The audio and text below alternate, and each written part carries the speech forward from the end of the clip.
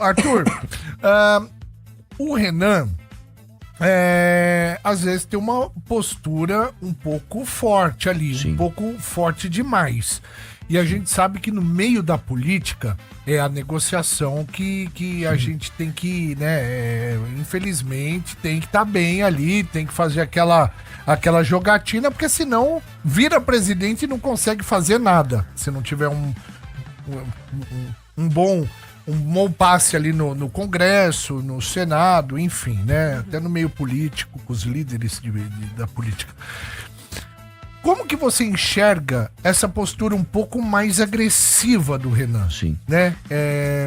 Caso ele seja eleito presidente. Em primeiro lugar, é o seguinte, a gente tem que lembrar que o primeiro debate, né, é o debate onde você precisa chamar muita atenção. O maior inimigo do Renan se chama desconhecimento. O Renan se não me engano, ele é o candidato mais desconhecido, mas é o que também tem a melhor taxa de conhece e vota. Né? Então o Renan precisa vencer em primeiro lugar o desconhecimento, que foi uma estratégia que a gente desenhou e ele cumpriu magistralmente lá no debate. Inclusive o Google Trends dele explodiu, né? E a ideia é justamente essa. E nos próximos debates agora que ele chamou atenção, ele vai mostrar inclusive o conteúdo, né, um pouco mais denso, e isso inclusive chama atenção para sabatinas, porque as sabatinas não tem essa de você dar show não, cara. Sabatina, você pega um jornalista sério, como a gente tem visto ao longo desse ano, os caras fazem perguntas tecnicamente desafiadoras e você tem que estar bom para responder, senão abraço.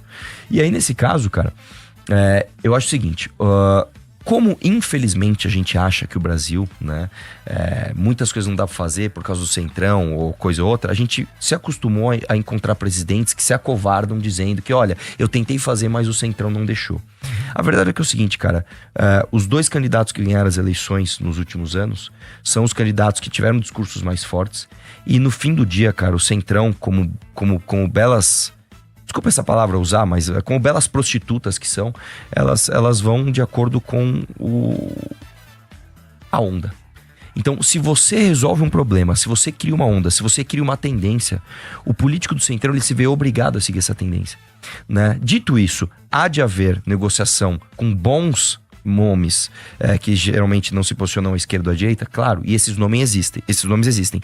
Eles são minorias, mas essas pessoas devem compor o governo e a negociação, claro que faz parte. Dito isso, você não pode ficar entregando o ministério, entregar emenda como hoje se faz, né, a troco de nada, a troco de se manter no poder. Inclusive, se eu puder só me estender aqui, o Renan tem uma proposta muito interessante que se chama Lei de Responsabilidade Gerencial, onde a gente vai trocar os estímulos políticos de fundo partidário, etc., e até de elegibilidade, não pela popularidade, mas por atingimento de metas de índices objetivos. Então, eu vou dar um exemplo para você.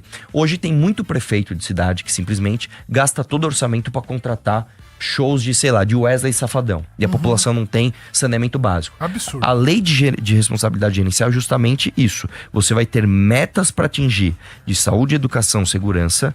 E aí sim, se você atingir essas metas, você vai ter alguma discricionariedade no seu orçamento para você gastar com outras coisas. Não cumpriu essa meta, você perde fundo eleitoral, você perde fundo partidário. E se você não cumprir de novo, você se torna inelegível, né? Foram mais de 3 anos de pesquisas, mais de 200 pesquisadores para a gente chegar nessa proposta que eu até largo ela para o escrutínio público para alguma pessoa ter alguma crítica, porque eu acho que isso é o que o Brasil precisa nesse momento urgentemente. Perfeito, Arthur.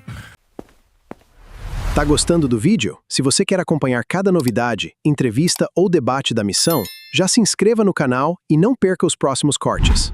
Bartô? Ô Arthur, o Renan, nessa pegada que ele vem, você acha que ele tá criando um estofo para uma próxima campanha? Ou qual é o objetivo dele nesse exato momento? Olha, uma coisa que a gente sempre fala é o seguinte, a gente não faz nada com estratégia eleitoral. Vamos conquistar voto agora, sei lá, dos motoristas de Uber. Vamos conquistar voto agora das mulheres. Vamos prometer celular. Vamos dar um Vale Gás para pegar o voto mais pobre. A gente fala a verdade, doa quem doer, perca ou ganhe votos. Então, se perguntar eleitoralmente qual é a estratégia, é falar a verdade e eventualmente perder voto por causa disso. Agora, uma coisa que a gente mostrou já ao longo desses anos é que a gente atinge nossos objetivos. O fato da gente ter conseguido um partido, da gente conseguir um candidato à presidência, que não tem fundo eleitoral, não tem fundo partidário, não tem tempo de TV, e a gente não tem que ficar batendo na porta de nenhum vagabundo do Centrão, nenhum cacique partidário para ter as nossas candidaturas, mostra que a gente é capaz de fazer. Então, você vai dizer o seguinte, tá, O Renan, ele tá prospectando o quê? Uma próxima eleição? Não, a gente tá prospectando essa. É difícil ir para o segundo turno. É um desafio. E se não der? Se não der, a gente vai ver o que a gente vai fazer. Porque se a gente for pra guerra já pensando em perder, cara, aí a gente tá com a mentalidade errada. Quer perguntar, Camila? É isso mesmo. Quer? Quero saber o seu candidato agora pra presidência, porque você tem um passado político aí que já começou gostando do Bolsonaro e tal. Hoje em dia você não gosta, mas o que o seu candidato tem de diferencial entre Lula e Flávio Bolsonaro? Bom, em primeiro lugar, ele nunca roubou nada de ninguém, né? Enquanto o Lula, e eu posso falar isso tranquilamente, ele é um ladrão, né? Ele Não. está envolvido nos... Não pra Rafa. Ah, desculpa. Eu não posso falar isso na rádio, desculpa. Vai. Perdão, Ele concorda, ele isso não é a concorda. opinião da Metropolitana nem do programa, é a minha opinião. Ela perguntou se era pra colar o break, eu falei que não pra voltar. Tá, segura pra mim então, que ó, a Sorry. bronca é comigo, tá? O Lula é ladrão, vou repetir aqui. Boa. E o Flávio Bolsonaro é outro. Dito isso, cara, eu gostaria que as pessoas entendessem que o Renan, a despeito de ser um cara corajoso, que foi lá e juntou um grupo de pessoas e fala sempre o que é certo, independentemente da popularidade que vai gerar, o Renan criou um livro de propostas chamado Livro Amarelo. Como eu falei, são mais de 3 anos de pesquisa, mais de 200 pesquisadores, e o livro ficou com mais de 400 páginas. O TSE recusou o nosso livro porque ele era extenso demais para ser plano de governo. A gente então resumiu, e essa versão você pode, inclusive, adquirir ela, é no livroamarelo.com.br, e lá você vai ver o resumo de todas as propostas que a gente tem para todas as áreas do Brasil.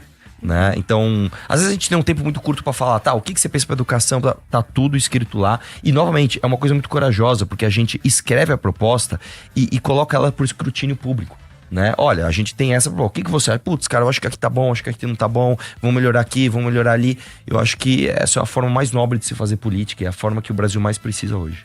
Ô Arthur, mas tirando essa parte de propostas, tudo, você sabe que o povo, cara, o povo às vezes não adianta você jogar propostas assim que o povo já tem seus ídolos, é muito complicado, né? Como que o Renan, ele poderia se tornar um Collor, não um Collor no sentido do que o Collor fez da política, mas do Collor que... O azarão que chegou O lá. Da azarão novidade, que chegou lá, venceu o Brizola, venceu o Maluf, venceu o Lula, né? E era um caçador de corrupto na época, né? Exatamente. Como, Caçador de Marajás. como que o Renan, ele conseguiria furar essa bolha polarizada hoje com Flávio Bolsonaro e Luiz Inácio Lula Olha, da Silva? eu vou te dizer uma coisa. Primeiro que a maior parte das pessoas está cansada dessa polarização entre Flávio e Lula. A maior parte dos eleitores do Lula votam no Lula porque não querem votar no Flávio. E a maior parte dos eleitores do Flávio votam no Flávio porque não querem votar no Lula. Ou seja, existe um campo gigantesco para se crescer ali. Como que a gente vai fazer para chegar lá? A gente conta com o nosso replicador. Diferentemente da 99% dos políticos, que eles focam na parte mais externa, né, da camada mais externa da cebola. Então eu vou falar uma coisa que não vai magoar ninguém. Eu vou falar o que é bonitinho, eu vou falar alguma coisa genérica, vou falar que eu amo as pessoas e que eu quero trabalhar pelo povo. A gente nunca fez isso. A gente solidificou uma base de pessoas que entende exatamente o que a gente está fazendo, né? E a gente simplesmente falou, vamos falar a verdade, e isso, por incrível que pareça, tem dado certo, né? A gente sempre gosta de dar o exemplo, por exemplo, do Alexandre o Grande na Macedônia, que ele era o desacreditado. E foi ele que dominou a Pérsia. Aqui, trazendo para a política contemporânea, você tem o próprio caso do Zema. O Zema era um azarão em Minas Gerais e ele ganhou a eleição, né? São inúmeros exemplos de pessoas que muitas vezes estavam atrás nas pesquisas e de repente surpreenderam. A mudança, ela é não linear. Isso é uma coisa importante de dizer, né? As mudanças na nossa vida, e não só na política, na nossa vida as mudanças são não lineares. Quando as coisas dão errado, elas começam a dar tudo errado de uma vez. Quando as coisas dão certo, elas dão tudo certo de uma vez. Verdade. Então as mudanças são exponenciais e a gente aposta nisso pra chegar lá. Boa. Muito bem. Quer falar, Martins? Não, eu só queria perguntar pro Arthur o seguinte: esse discurso do Renan, que é um discurso que a gente percebe que ele tem um fundo de verdade, que ele diz um monte de verdade, que ele joga na cara das pessoas aquilo que as pessoas querem ou não ouvir. O que você acha que as pessoas pensam quando escutam o Renan? Eu acho que depende. Eu vou dar um exemplo pra você. Quem, por exemplo, é um público mais velho que assistiu o debate ontem, talvez tenha... O cara prendeu atenção, porque a retenção ela é clara, né? Mas talvez ele não tenha se encantado porque o Renan, ele parece um cara muito agressivo. Só que o que vai acontecer? Essa pessoa, geralmente mais velha, que assiste a TV e tá acostumada com uma forma mais branda de se falar em debates, ela vai ouvir o neto dela falar, pô, esse Renan é um cara legal.